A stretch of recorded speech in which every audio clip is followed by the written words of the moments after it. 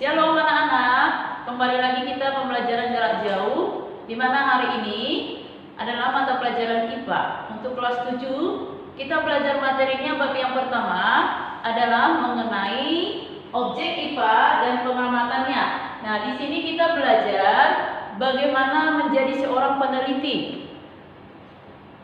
Nah, pernah nggak anak-anak di rumah merasa kehilangan suatu benda?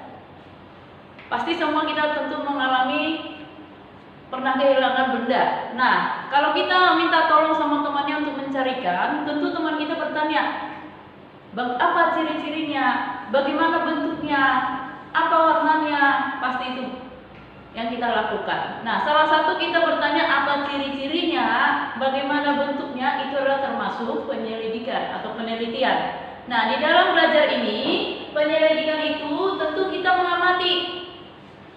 Setelah mengamati, oh iya ya, seperti itu. Nah, untuk melakukan penyelidikan ilmiah ini ada 3 langkahnya. Yang pertama namanya pengamatan. Yang kedua membuat inferensi. Yang ketiga mengkomunikasikan. Nah, yang pertama pengamatan. Pengamatan itu adalah cara kita mengamati dengan panca indera kita. Tentu membutuhkan data dan informasi. Tetapi dengan ada alat ukur yang sesuai. Contohnya, kita mengamati pertumbuhan pohon atau bunga di sekitar kita. Kita tahu dong, punya daun, punya bunga, itu ada bertumbuh. Nah, kita mungkin tahu mengamatinya, kok bisa ya bertumbuh? Kok bisa ya berbunga? Nah, tentu ada ukurnya. Mungkin alat ukurnya bisa kita menggunakan, kalau tinggi bisa menggunakan meteran, penggaris, atau kalau di berat badan, pertumbuhan badan, kita bisa mengukurnya dengan timbangan. Nah, itu kalau mengamati. Baru setelah diamati, ada langkah yang kedua, membuat inferensi. Membuat inferensi ini adalah merumuskan dan menjelaskan dengan pola dan hubungannya. Maksudnya kita, contoh yang pertama, kita tadi tahu bahwa tumbuhan atau pohon itu bertambah tinggi, bertambah besar, ada alat ukurnya.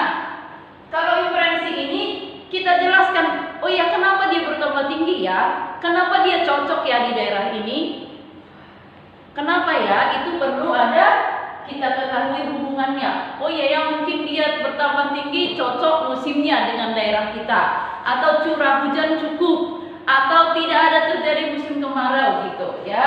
Baru yang ketiga ada mengkomunikasikan. Mengkomunikasikan itu adalah membuat hasilnya, penelitiannya, baik secara tertulis maupun secara lisan, baik bisa melalui tabel, grafik, bagan atau gambar. Contohnya yang tadi, kita tahu bahwa pohon itu bertumbuh, baru kita jelasin pohon bisa bertumbuh karena ada faktornya, unsur hara, cuaca, semuanya cocok di daerah itu. Baru setelah itu hasil penelitiannya, oh kita buat grafiknya, 1 minggu pertumbuhannya, 1 bulan, 1 tahun, ada grafiknya. Nah, itulah yang perlu dalam melakukan penyelidikan ilmiah. Ada 3 hal, proses pengamatan, membuat inferensi, mengkomunikasikan. Nah, setelah itu apa sih objek yang akan diteliti? Objek yang akan diteliti itu adalah segala yang ada di alam dengan segala interaksinya atau hubungannya. Maksudnya ada objek ini 2, ada objek hidup, ada objek tidak hidup. Kalau objek hidup itu adalah contohnya tumbuhan, manusia, hewan. Kalau objek tidak hidup, contohnya ada batu, pasir, emas, air, semuanya. Itu perlu diteliti. Tapi ada interaksinya, maksudnya ada kegunaannya. Sudah? Untuk ini, apa sih perlunya kita mempelajari ini? Atau apa sih pentingnya kita mempelajari penyelidikan ilmiah ini? Ada 4 anak-anak. Yang pertama, dapat memahami hal-hal yang ada di sekitar kita. Contohnya itu tadi, kalau di sekitar kita cocoknya tanaman apa? Kalau di sekitar kita cocoknya memelihara apa, bisa seperti itu. Baru yang kedua, dapat menyelesaikan masalah di sekitar kita. Contohnya apa nih anak-anak? contohnya kalau di lingkungan kita ada sampah. Nah, tentunya kita bermasalah. Kok banyak sampah ya? Gitu, bertanya seperti itu. Menyelesaikan itu bagaimana? Harus dibuang pada tempatnya. Kalau tidak dibuang, pasti akan terjadi banjir. Ya. Baru yang ketiga, ada dapat berpikir secara logis dan sistematis. Artinya berpikir logis dan sistematis itu adalah berpikirnya dengan secara tersusun, teratur. Tidak langsung disimpulkan, tetapi harus ada pemikiran-pemikiran yang lebih luas. Oke, baru yang terakhir ada dapat meningkatkan kualitas hidup. Banyak sekarang ini melalui dengan penelitian dapat berhasil, dapat sukses. Ya, nah untuk penyelidikan ilmiah ini, IPA ini ada 4 bidang dalam objek penelitiannya. Yang 4 itu apa? Yang pertama adalah fisika, yang kedua kimia, yang ketiga biologi, yang keempat astronomi. Yang fisika itu adalah aspek yang dipelajari di alam. Contohnya, kalau belajar tentang pengukuran, besaran, hubungannya berat benda dengan jarak jauh, itu dalam fisika. Yang kedua, biologi. Biologi dalam mempelajari tentang sistem kehidupan makhluk hidup. Contohnya apa bedanya manusia, hewan, tumbuhan, bagaimana bentuk tubuhnya, bagaimana saluran pencernaannya, bagaimana sistem kehidupannya. Baru yang ketiga ada kimia. Kimia itu adalah belajar tentang reaksi-reaksi yang ada di alam. Contohnya bagaimana itu larutan asam, basa, garam, bagaimana dengan hubungannya terhadap sinar matahari, bagaimana hubungannya terhadap tumbuhan, hewan, bagaimana reaksinya.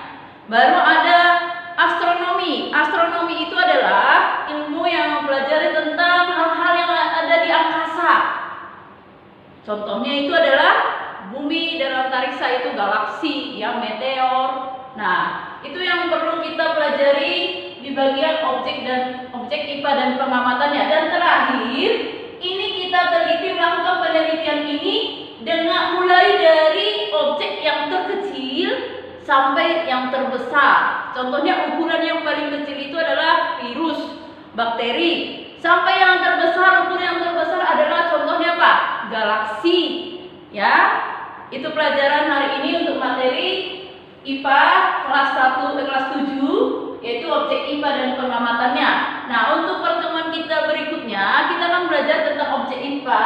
Pengamatan ini berkaitan dengan besaran atau pengukuran. Oke anak-anak, sekarang disulangi 3 langkah dalam pendidikan IPA. Ada 3: pengamatan, inferensi, komunikasi. Baru objeknya tadi apa? Seluruh benda di alam dengan segala interaksinya. Objek itu ada 2, hidup dan tidak hidup. Baru ada kegunaannya yang kita pelajari. Oke anak-anak, sampai sini pelajaran kita IPA. Kita kembali lagi untuk pertemuan berikutnya tentang objek IPA pada pengukuran besaran dan satuan. Terima kasih, salam sehat penuh sukacita. Shalom.